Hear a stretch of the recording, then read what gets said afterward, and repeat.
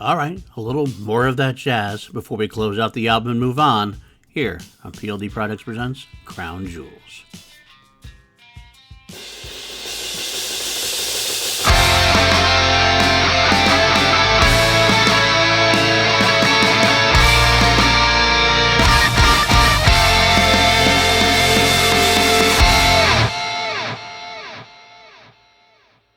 What's up, everybody? Welcome back to PLD Projects Presents Crown Jewels. I am PLD, and I'm your host on this fine morning that I'm recording this. I don't know when you're listening to it. Hopefully it's a fine morning, afternoon, evening there as well. This is a show, if you've never been here before, where I take you on a journey through the entirety of Queen's catalog, song by song, including solo projects. We go one by one into every version of every song and figure out what the best version or crown jewel is of every song to put into our ultimate playlist. In addition, I give some notes, some quotes, and we see if this song hits my top 10 Queen-related songs of all time. We start first with the basics. How many versions of the song we're listening to this week, and who's doing what where. This week's song, More of That Jazz, the final track on the Jazz album, written by drummer Roger Taylor. Now, before we get any further, if this is your first time here, hit that like, hit that subscribe, leave comments, leave ratings. We're trying to beat the almighty algorithm, and I could really use your help. It could really help out the channels, as it were. I would really, truly appreciate it. All right, not a whole lot to listen to this week as far as the versions go. We have two versions to listen to this week, the album version and then the instrumental mix. So not a whole lot. Written by Roger Taylor, as I said, the musicians on it are not as clearly defined as usual. Definitely has Roger on lead and backing vocals. Definitely has Roger on drums and maracas. The rest is kind of a question mark, a little bit speculative. Freddie doesn't appear to be on this track at all. As far as John and Brian go, I mean, as far as the bass goes, it could be John, but it could very well easily be Roger as well. I mean, quite frankly, a lot of times Roger would demo his stuff and do all the instruments. He does the vocals, the drums, the bass, the guitar, anything that involved with it. It's very possible that Roger kept his bass guitar in this track. In fact, listening to it back again, I kind of feel like it is more Roger than John. It's a little more straightforward bass. John plays a little more lyrically than Roger does. Roger's not a bad bassist by any way, shape, or form, but John is definitively a little more, like I said, lyric, a little more movement from him. As far as guitars go, definitely Roger does play at least some of the guitars, that's for sure. Does Brian add stuff on top or add some, flourishes? Possibly, quite possibly. I hear more Roger than Brian, though, so I wouldn't be surprised if this is mostly a Roger solo track with just a little sprinkling on top from John and Brian. But definitely I think Freddie is not to be heard. Well, kind of. Because, well, we'll get into that in a little bit. It's an interesting section of the song, which is controversial to say the least, I would say, as far as whether it was needed to be in there or not. A little bit of notes and quotes that we talk about as well. Roger, this is a quote I've actually said before because he basically said it about both this and Fun It. He said his songs were very patchy. My songs were very patchy. Jazz never thrilled me. It was an ambitious album that didn't live up to its ambition. So at the end of the day, Roger was not a huge fan of Fun It or More of That Jazz. It's probably why we never even got a chance to hear it live, whether it be with Queen or even on Roger's solo ventures, as he would play a few songs by him from the Queen catalog when he went live, but never touched the jazz stuff. Not surprisingly, I wouldn't have minded seeing More of That Jazz live. I feel specifically in a Roger solo concert, it could have worked out pretty well, but at the same time, gotta love what you do, and if Roger doesn't love the tracks, then why is he going to do it live? He has quite a catalog to pull from his solo ventures, and from all the stuff he did in Queen, so it makes sense that we never got it. Another quick quote, not from anybody in the band, but from friend of the band, Taylor Hawkins. He liked the song. He was a little more plus on it than Roger was. He said, "This is a Roger Taylor song, and has a really cool beat, a stiff, almost mathematical type drum feel to it. It's very creative." So there you go. Taylor Hawkins loves it. So there you go, Raj. Well, now we're going to listen to it. How? Well, I'm not going to get any strikes on me. Look into the show notes. You'll see a Google Doc with the links of the tracks we're going to listen to. When I tell you to, like now, pause me. Go click on that link, listen to it, and come back for the discussion.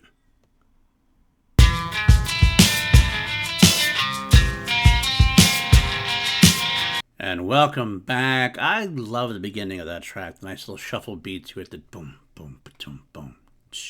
boom, boom.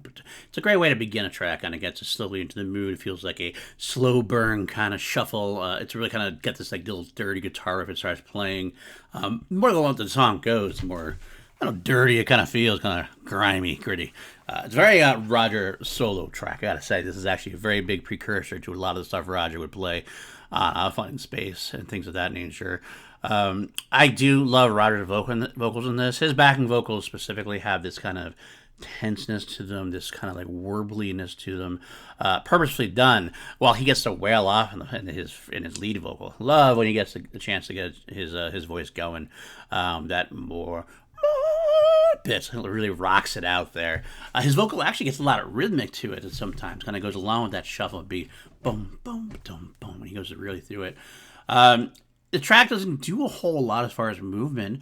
There's no building to it, really. There's nothing that like kind of like it's not a very typical Queen song in terms of building into something big climax, big bridge, big. It just kind of stays at that same kind of level throughout, which I guess is one reason why Roger probably didn't love it as much, because at the end of the day, it doesn't really go anywhere. In fact, that might be why they did what they did. This is what I was going to talk about earlier. Freddie is technically on the track, because towards the end there, you heard that.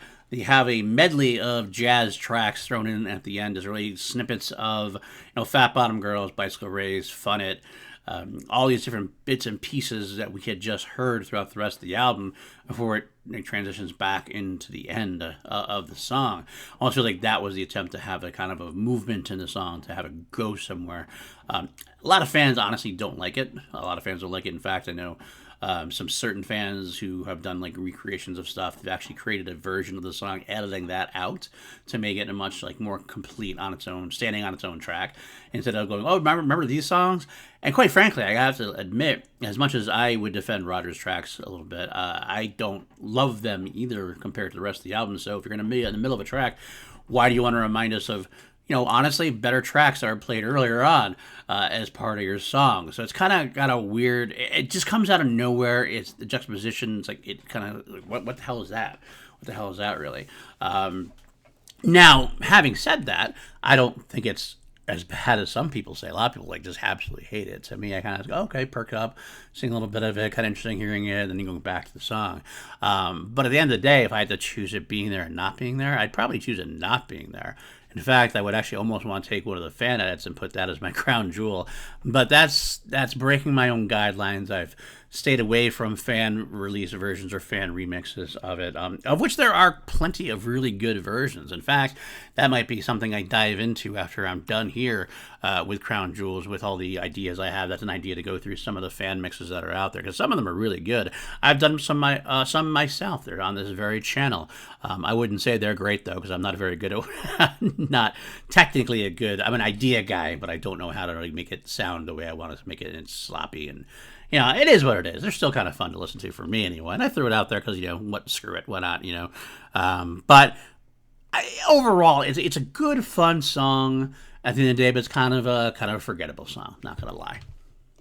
Okay, we're going to listen to the next version, the other version, the instrumental mixed version from The Eye. You've heard me before on this channel. I've mentioned The Eye. Queen had a video game based on their soundtrack. It was an adventure game, a lot of Queen imagery, a lot of Queen music. It was definitely heavily supported by the band at the time, although, honestly speaking, was not very good, and from what I've heard. I never actually played it. It was specifically a computer game in the late 90s. It was supposedly overly difficult to play, but it did have a banger soundtrack, including some definitely songs and versions of songs we would not have gotten otherwise, so I will give it credit for that, including this version. More of that jazz. It's an instrumental mix. I won't say anything more about it. I'll just let you listen to it, and we'll come back and talk about it.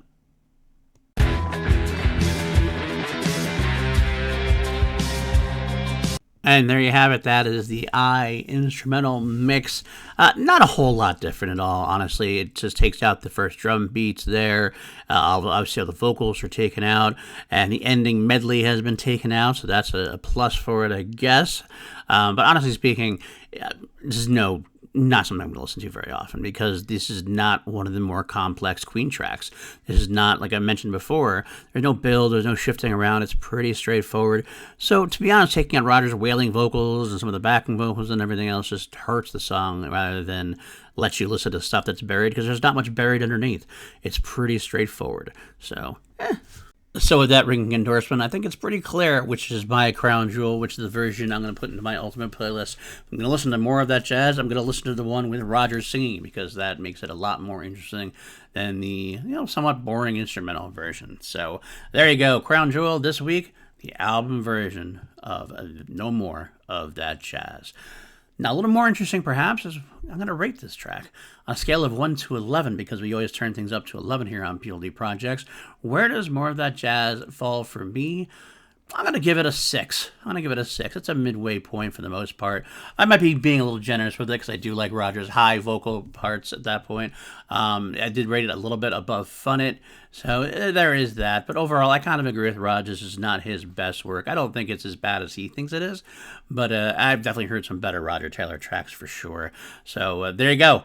At a scale of 1 to 11, More of That Jazz gets a 6, which means this is not sliding anywhere near my top 10 of all time. Obviously, as you know, my top 10s, the worst of my top 10s is a 10.5 out of 11. So you got to get really close to perfect to hit my top 10 now. More of That Jazz, it ain't it, unfortunately. And that'll do it for this week, folks. Stay tuned next week. Crown Jewels will wrap up the rest of the jazz era with the jazz tours, get to talk about all the playlists, where they played, what they played, including some specific tracks they played, and all of that jazz. No pun intended, maybe slightly intended. That will wrap it up before we get into the 1980s, and that's next generation, really, of Queen and Queen-related tracks. I love it. I think you'll love it as well. Like I said before, if you could help us out, I'd be greatly appreciated. Join Patreon, patreon.com/PLD Projects. Have a great crew there. Austin Goodell. We got Brandon Buckingham. Great crew. Let it, if you can't do it, I understand that as well. Just do your best and maybe share it, like it, subscribe to all that kind of stuff. Let's build this thing together. Guys. I really do appreciate you. Appreciate all my listeners and viewers. I appreciate all the comments. I try to comment back on everything I can. And I will see you next week, hopefully, and beyond. Stay tuned. Stay with me. No more of that jazz. We're going on from now. All right. See you later, guys. Bye.